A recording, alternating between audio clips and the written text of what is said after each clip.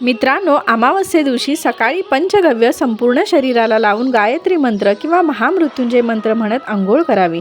आपल्या घराच्या व आपल्या सुरक्षिततेसाठी उजव्या हातात पिवळी किंवा पांढरी मोहरी घेऊन 11 वेळा कालभैरवाष्टक व 11 वेळा वेदोक्त वल्गासुक्त म्हणून घरात सर्वत्र टाकल्याने घराचे वाईट शक्ती, करणी बाधा, नजर दोष, आजारपण सर्व बाधेपासून संरक्षण होते।